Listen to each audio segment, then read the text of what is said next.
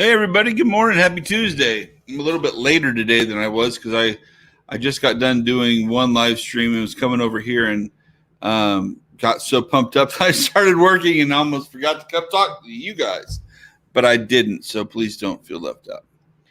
Today we're going to talk about what happens in life or in business when you feel like there's a lull and you have to fill that gap or that space with something and you don't know what it's going to be. I'm almost to that point now. I mean, there's always something I'm working on. If I have nothing to work on, then my wife will surely find something for me to work on. So I try to stay busy. But I've got Amazon is almost full of every one of my products. My garage is just about packed with all of my products. So there's not much more I can do as far as that goes. So it's time to start focusing on visiting some local stores, show them what I've got to offer, and seeing if they're willing to put the product on their shelves. It's also time for me to apply to sell on Walmart.com, which is what I was in the middle of doing now.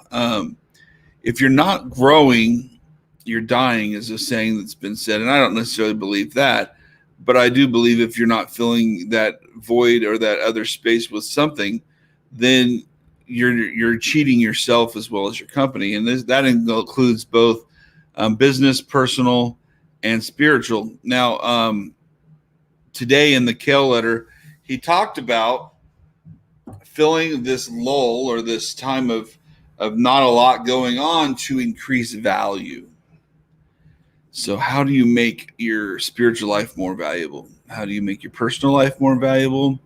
And it's easy to use the word value to increase the value of your business life. But how do you do that when you have this time in this space?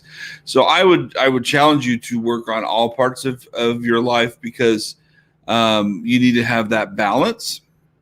But we're going to start with this business side. And on the business aspect, to add value, you're going to really start educating yourself more, finding out how to refine things.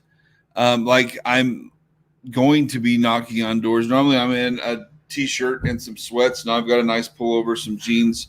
I've got products lined up, ready to go. We're going to go show off what we've got to some local stores, some small boutiques and consignment shops, and see if they're interested in selling our product on their shelves. And I'm going to do that most of this week. And then, like I said, I'm finishing up my application for Walmart.com. I do have another approved deal coming up on Jane.com. There's a few other websites I've got some feelers out on as well. And we're just trying to keep things moving. There's never a time in which you stop. And that's how you add value. It's also a perceived value. So you're like, I'm working with my supplier on just some little touches on things that we include with each purchase and how we're going to make those a little bit better. I am finalizing 6 new products to be sent over so that we can start selling another 6. We're going from 3 to 9 in the next month, and that 9 hopefully will double to 18 to 20 by beginning of Q2 in 2021. So we've got big things we're trying to do. And then let's go to the value. I'm going to just stop right there. Let's go to personal value. And personal value is something that I think we all know we should work on, but rarely do. And it's kind of embarrassing to admit, but we all need to be real with ourselves so that we can be real with others and be expected to be taken seriously. But in reality, guys, and if you have questions, comments, or tell me what you think, there's a 10-second lull, but I can definitely respond. But anyway, on a serious note, to add value on a personal, especially with your spouse or your children, put your phone away. Look them in the eyes. I'm really good at hearing, but I'm really crappy at listening. And so a lot of things I hear and I pretty well digest, but 5-10 minutes later, I may not remember. And it sucks because I've got an amazing memory and I've got no reason to have that as an excuse. But it's a sad but true fact. And on a spiritual level, how many excuses do we make not to have that morning devotional?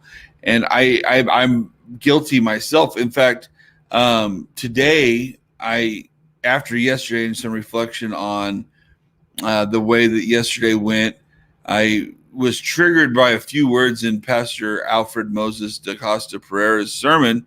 We just call him Freddie, but I like to be a smart butt. But he was talking about being crucified with Christ, and there is a song that Phillips, Craig, and Dean sang that immediately when he was talking about it, that I started singing that song in the church, and to myself, of course. And so I played that for him today as part of my morning. Let's get right with God and let's start the day off on a positive note, and let's set our minds straight before we start work.